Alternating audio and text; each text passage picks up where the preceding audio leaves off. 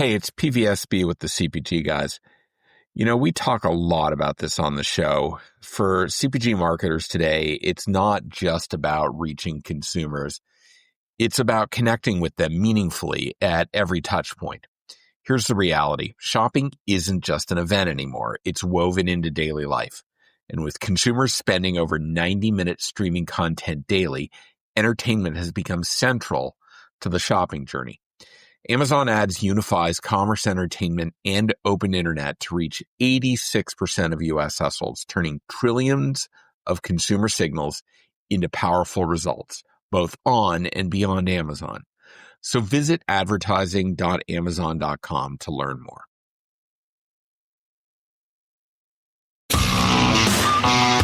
Hello, it's December 2nd, 2025. Welcome to episode 13 of the Commerce Riff with the CPG Guys, weekly short segment burst, digestible, about 10 minutes of content, both audio and video. We hope you enjoy our curated stories.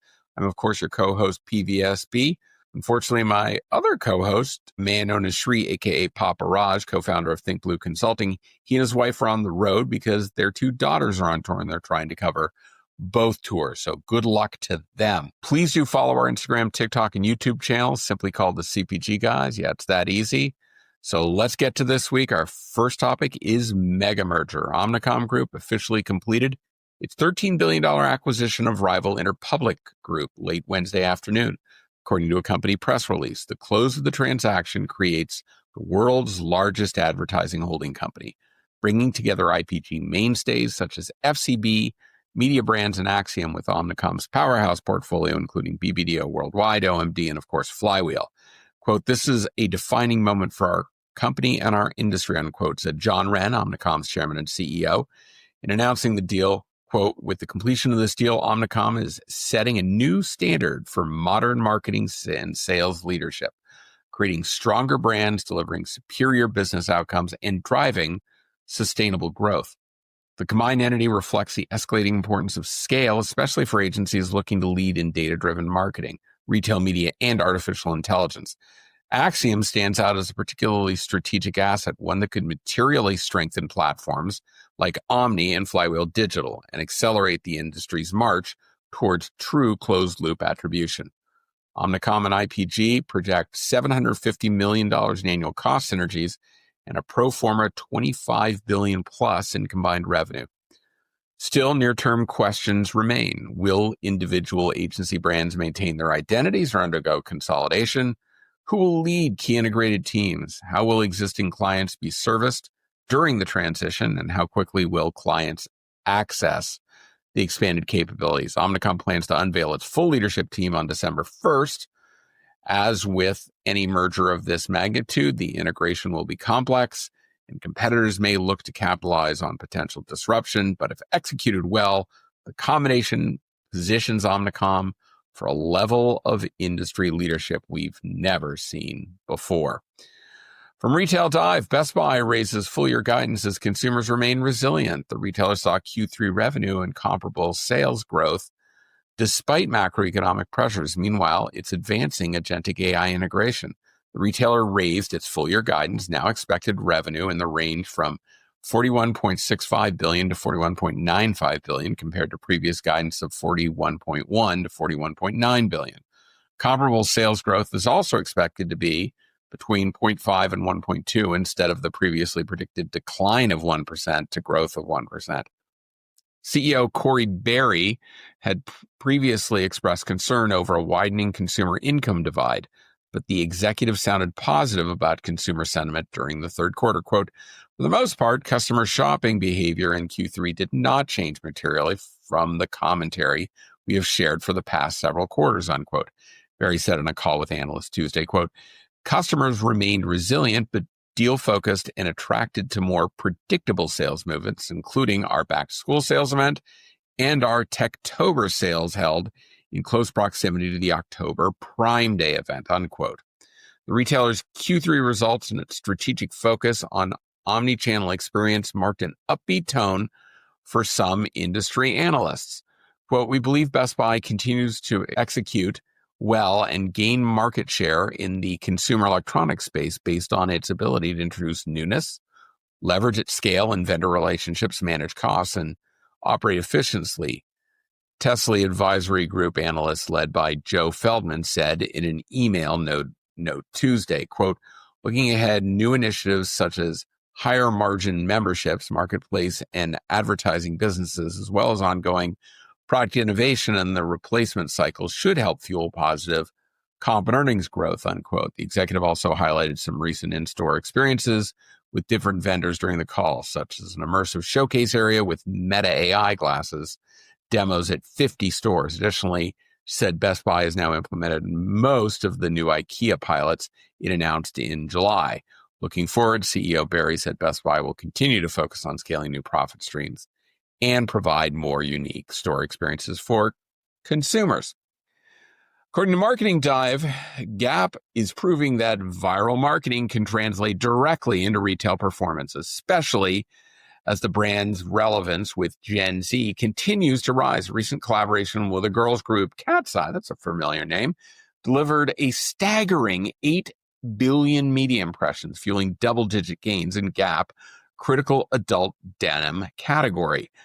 Gap reported 7% year-over-year comparable sales growth, reaching $951 million for fiscal Q3 ending November 1.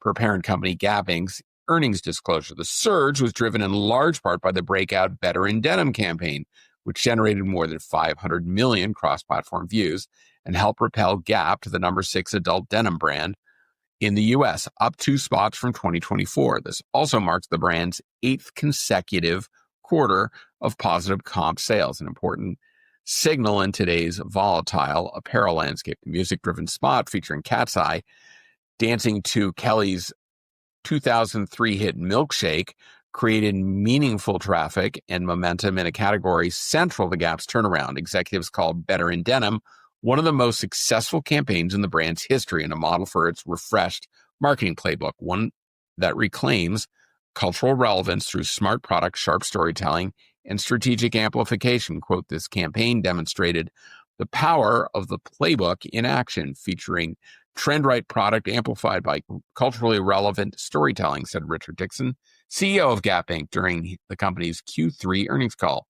He doubled down on earlier comments describing the Katseye collaboration as a true cultural takeover and a blueprint Gap plans to build on moving forward.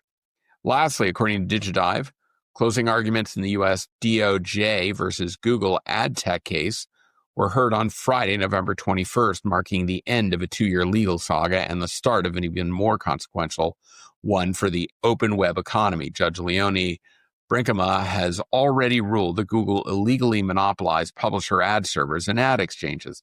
What she decides next will determine whether the company keeps its core infrastructure for monetizing the open web, i.e., its ad server DoubleClick for publishers and ad exchange AdX, or is forced to give them up. In the remedies phase, the DOJ argues that only a structural remedy can fix what the court already found to be illegal, tying scheme between DFP and AdX. During the remedies phase of the trial, a government-preferred option is the divestiture of AdX and potentially DFP as well, along with requirements to open source Google's auction logic and hard bans on self-preferencing. The DOJ argued that 46% of indirect open web display spend flows through Google Ads and another 20% via its demand-side platform, DV360, and 60% of AdX auctions examined Google's tools were the only bidders, underscoring how effectively Google sealed off demand for itself. Google is pushing for a much narrower intervention. The company has already repeatedly emphasized that Brinkema did not find its buy-side tool to be monopolies, and there were no unlawful acquisitions. Arguments the company used to claim DOJ is overreaching.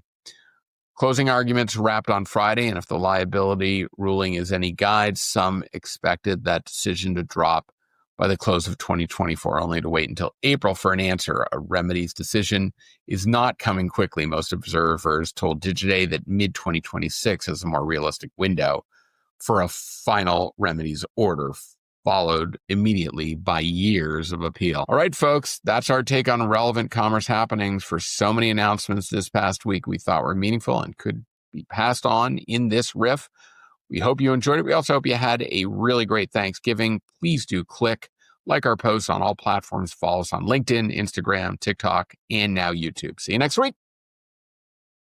The content in this podcast episode is provided for general informational purposes only. By listening to our episode, you understand that no information contained in this episode should be construed as advice from CPG Guys LLC or the individual author, hosts, or guests, nor is it intended to be a substitute for research on any subject matter. Reference to any specific product or entity does not constitute an endorsement or recommendation by CPG Guys LLC.